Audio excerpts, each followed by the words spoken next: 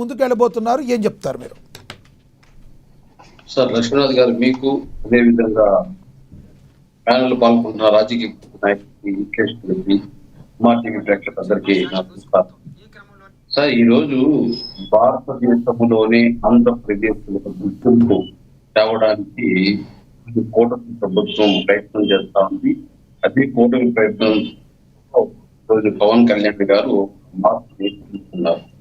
ఈ రోజు రాష్ట్రంలో భారీ ఎత్తున ఏదైతే అవార్డులు 18 అవార్డులు, అదేవిధంగా ఇప్పటి 18 అవార్డులు, అందులో 4 హీరో వచ్చిన అవార్డు ఈయన చేస్తున్న పవన్ కళ్యాణ్ లీడర్షిప్ గారు నిర్వహిస్తున్న పంచాయతీ రాజులో కానీ, గ్రామీణలో కానీ, లాగినీ సరఫరాలో కానీ, పరివహనంలో కానీ, అడవుల్లో కానీ, సైన్స్ అండ్ టెక్నాలజీ కానీ ఒక భారతదేశంలోనే రాష్ట్రానికి ఒక గుర్తింపుని తీసుకొని వస్తున్నారు. ఈరోజు గ్రామీణాభివృద్ధిలో చాలా మార్పులు తీసుకొస్తున్నారు. 4,500 కోట్ల పనులు 13,324 గ్రామ పంచాయతీల్లో 30,000 అభివృద్ధి పనులు చేయడం జరిగింది ఇంతవరకు. అదేవిధంగా 4,500 కోట్లతో రోడ్లు, డ్రైనేజీలు సదుపాయాలు కల్పించడం జరిగింది. అదేవిధంగా గ్రామ సభల్లో వరల్డ్ రికార్డు ఈరోజు ఒకే రోజులో 13,300 గ్రామ సభలు నిర్వహించడం జరిగింది. గ్రామ సమస్యలను గుర్తించి పరిష్కారం కోసం ప్రణాళికలు నిరూపించడం జరిగింది. దీనికి వరల్డ్ రికార్డ్స్ యూనిట్ కూడా వచ్చింది. గ్రామాల్లో ఉద్యోగాలు, గ్రామాల్లో ఉపాధి కోసము ఏదైతే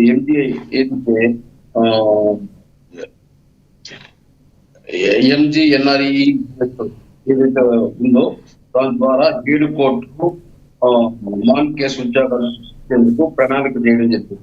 1.49 లక్షల జాబ్ కార్డులకి 1,000 మందికి పని. గ్రామాల్లో రోడ్ల అభివృద్ధి, గ్రామ రోడ్లు మెరుగుపరచడము 2,000 కోట్ల దాకా రోడ్లు మరమ్మతులు చేయడం జరిగింది. గ్రామాల్లో కనెక్టివిటీ మెరుగుపరిచేలా చర్యలు తీసుకోవడం జరిగింది. తాగునీరు ప్రాజెక్టులో 7,910 కోట్లు భారీ తాగునీరు ప్రాజెక్టు ప్రారంభించడం జరిగింది. దాదాపు 1.20 కోట్ల ప్రజలు మంచి నీరు, శుద్ధమైన నీరు అందేలా ప్లాన్ చేయడం జరిగింది. రైతు సహాయం, ఏదైతే కృష్ణ ప్రాంతాలకు ట్రైన్లు మరియు కాలువల అభివృద్ధి ప్రారంభించడం, రైతుల సమస్యలు తగ్గించే ప్రయత్నం చేయడం, పరివహన పరీక్షలో green ball 50% green cover projects ప్రారంభించడం, తీర ప్రాంతాలకు వాటి కార్యక్రమాలు చేపట్టడం, గ్రామ పరిపాలన మార్పులు, పంచాయతీ పనితీరు మెరుగుపరచడం, జీడీఓ కార్యాలయాలు ఏర్పాటు చేయడం, నిర్వహించడం, ఇలాంటి ఎన్నో కార్యక్రమాలు మార్పు వల్ల ఈ రోజు పెద్ద ఎత్తున పంచాయతీలో కానీ, గ్రామీణాభివృద్ధిలో కానీ, తాగునీటిలో కానీ, పరిశ్రమలో కానీ, చదువుల్లో కానీ, సైన్స్ టెక్నాలజీ కానీ మార్పులు చదవడం జరిగింది. అదేవిధంగా అడవుల్లో చూస్తే ఏదైతే ఎర్రచంద్రము పెద్ద ఎత్తున పక్కన జరుగుతాను రాష్ట్రంలో, దాన్ని అక్రమ రవాణాకి కానీ, ఎక్కడ కానీ ఒక చెట్టు ఒక కొట్టకుండా ఈరోజు పవన్ కళ్యాణ్ గారు అడ్డగించడము, దానికి ఇదే రాజ్యసభకు వచ్చి చెట్టు ఎవరైనా వేస్తే ఇక వాడు ఆ జీవితం వాడికి పంచుకోవాలి అనే టైప్ లో ఒక వార్నింగ్ ఇచ్చి ఆ రోజు నుంచి అడవిని కాపాడుతూ రావడము. అదే విధంగా 2 సంవత్సరాల్లో మునాడవులు అనే కార్యక్రమం ద్వారా 7,000 ఎకరాలు సముద్ర తీరం డెవలప్ చేయడము. అదే విధంగా ఈ రోజు పంచాయతీరాజ్లో మీరు చెప్పిన 10,000 మంది ఉద్యోగులు ఎక్కడ రూపాయి అవినీతి లేకుండా తీసుకురావడం, ఇలా ఎన్నో కార్యక్రమాలు పవన్ కళ్యాణ్ భారతదేశంలో రాష్ట్రం గుర్తింపు రావాలని చెప్పేసి కార్యక్రమాలు. అంటే వేణుగారు ప్రధానంగా ఇక్కడ ఆయన కేంద్రం నుంచి కావచ్చు, రాష్ట్రంలో ముఖ్యమంత్రి చంద్రబాబు నాయుడు గారి దగ్గర నుంచి కావచ్చు, నిధులను రప్పించుకుని తన శాఖలకి న్యాయం చేయడానికి ప్రధానమైన కారణం ఏంటంటారు? పవన్ కళ్యాణ్ శాఖలకి నిధులు కొరత లేకుండా ఉన్నంతలో బెటర్గా రావడానికి ప్రధానమైన కారణం ఏంటంటారు? ఖచ్చితంగా ఈరోజు పవన్ కళ్యాణ్ గారు కూడా కేంద్రంలో మంచి గుర్తింపు ఇస్తున్నారు. ఏ మంత్రి లేదా కేబినెట్ మంత్రులు, కేంద్ర మంత్రులు కూడా పవన్ కళ్యాణ్ గారు అడగడము, బాగా పాజిటివ్ గా స్పందించడము, ఆ శాఖలకి నిధులు కేటాయించడం. ఎందుకంటే ఈరోజు భారతదేశంలో కూడా భారతీయ జనతా పార్టీ రావడానికి అతి ముఖ్య పాత్ర వహించిన వ్యక్తి పవన్ కళ్యాణ్. అలాంటి వ్యక్తికి ఇవ్వాల్సిన గౌరవం ఈరోజు భారతీయ జనతా పార్టీ కూడా ఇస్తా ఉంది.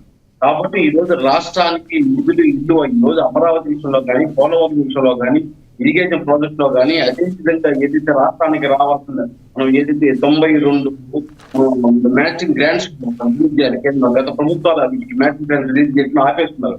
అలాంటివి ఈ రోజు పవన్ కళ్యాణ్ గారు తీసుకొని రాష్ట్రానికి రావడం, పెద్ద ఎత్తున ఈ రోజు నిధులు ప్రవహించడం వల్లే ఈరోజు అభివృద్ధి కార్యక్రమాలు కూడా ఈ విధంగా జరుగుతాను. రైట్ వేణు గారు, నేను మళ్ళీ మాట్లాడతాం మీతో. మనం ఒకసారి స్టూడియోలో అందుబాటులో ఉన్నారు చిందేపల్లి మధుసూదన్ రెడ్డి గారు, ఆయనతో మాట్లాడదాం, వైసీపీ అధికార ప్రతినిధి. మధుసూదన్ రెడ్డి గారు నమస్తే అండి. నమస్తే సార్. మధుసూదన్ రెడ్డి గారు, ఇప్పుడు ప్రస్తుతం ఉన్న ఉప ముఖ్యమంత్రి పవన్ కళ్యాణ్ గారు శాఖలు ఏవైతే నిర్వర్తిస్తున్నారో దానికి ఆయనకి కొన్ని అవార్డ్స్ జాతీయంగా రావడం, పంచాయతీరాజ్కి ప్రధానంగా రావడం, అటవీ పర్యావరణ శాఖకు కూడా మరి రావడాన్ని ఎలా చూస్తారు? అసలు సక్సెస్కి కొలమానం మీరేమనుకుంటున్నారు? లక్ష్మీనాథ్ గారు, ముందుగా మీకు ఏఎన్ఎన్ టీవీకి వీక్షిస్తున్నటువంటి తెలుగు ప్రజలకి, అదేవిధంగా సోదరులు తిరుపతి వేణుగోపాల్ గారికి, అజయ్ కుమార్ గారికి, సుధాకర్ గారికి నా నమస్సుమాంజలి. నమస్తే సార్. సార్, ఇప్పుడు పంచాయతీరాజ్ శాఖ అనేటువంటి ఒక పోర్ట్ఫోలియోలో ఈరోజు మంత్రిగా ఉన్నటువంటి గౌరవ డిప్టీ సీఎం పవన్ కళ్యాణ్ గారు ఏదో సాధించారు అన్నటువంటి విధంగా అవార్డులు వచ్చినాయి అని చెప్పని వాళ్ళకి సంబంధించినటువంటి నాయకులు కానీ, ముఖ్యమంత్రి గారు కానీ ఈ విధంగా ప్రశంసించడం అనేటువంటిది ఒక మంచి శుభపరిణామమే. కానీ అసలు ఆ అవార్డులు రావడానికి అసలు కారణాలు ఏంటి? అసలు ఇంతకుముందు కూడా ఒక 25 అవార్డులు వచ్చి దాంట్లో ఒక 5 అవార్డులు పంచాయతీరాజ్ శాఖకు వచ్చాయనేటువంటి ఉద్దేశంతో ఆ రోజు ఇక్కడ ఉన్నటువంటి టీవీలు కావచ్చు, పేపర్లు కావచ్చు, చంద్రబాబు నాయుడు గారు సాక్షాత్తు నేను అభినందిస్తున్నాను పవన్ కళ్యాణ్ గారిని, పంచాయతీరాజ్ మంత్రిగా చాలా సక్సెస్ అయ్యారు అని చెప్పని ఒక పక్క పొగడుతూ ఉన్నారు. కానీ అసలు విషయానికి వస్తే మంత్రి గారిని అడిగితే మంత్రి గారు ఏం చెప్తారంటే, నాకు అసలు అనుభవమే లేదు, నాకు పరిపాలన దక్షత లేదు, నేను అసలు నాకు ఏ విధమైనటువంటి పరిపాలన విధానాలు నాకు తెలియదు, నాకు అనుభవం లేదు అని చెప్పి ఒక పక్క ఆయన చెప్తుంటాడు. దీంట్లో ఏది నమ్మాలో ఏది నమ్మకూడదో ఆయన నిర్భయంగా, నిర్మోహమాటంగా, నిక్కచ్చిగా ఒప్పుకుంటున్నాడు పవన్ కళ్యాణ్ గారు. నిజంగా ఆయనకి హ్యాట్స్ ఆఫ్ చెప్పాలి. ఎటువంటి పరిస్థితుల్లో ఉండి కూడా పని చేయను అని అర్థమా? అదే నాకు అనుభవం లేదు. ఇప్పుడు అనుభవం లేకపోతే మీరు ఇప్పుడు ఫ్లైట్ తోలగలుగుతారా? అనుభవం లేదంటే మీరు ఫ్లైట్ తోలుతారంటే కో పైలట్ గా ఉంటే నేర్చుకుంటారు. అది నేర్చుకుంటున్నారు. అనుభవం లేదంటే మీరు కో పైలట్. ఇప్పుడు మిమ్మల్ని పైలట్ ఉప ముఖ్యమంత్రిగా నాకు అనుభవం లేదన్నాడు ఆయన. అందుకని రాజ్యపాలనలో అనుభవం లేదు అంటున్నాడు. నాకు రాజ్యపాలనలో అనుభవం లేదు, నాకు ఏదో పరిపాలన దక్షత లేదు. ప్రజలు చూస్తున్నారు. మీరు మాట్లాడేది ఆయన పవన్ కళ్యాణ్ గారు ఏమన్నారు మీకు తెలియదా? నాకు ముఖ్యమంత్రిగా అనుభవం లేదు. ముఖ్యమంత్రిగా కాదు సార్, నాకు ఫండ్స్ మెయింటైన్ చేయడం కానీ, లేకుంటే పరిపాలన విషయాల్లో నేను ముందుకు పోవడం కానీ నాకు అనుభవం లేదన్నాడు. నిజంగా పవన్ కళ్యాణ్ గారు ఒప్పుకోవాలి సార్. ఇది మీరు ఒప్పుకోవట్లేదే. మీరెందుకు ఒప్పుకో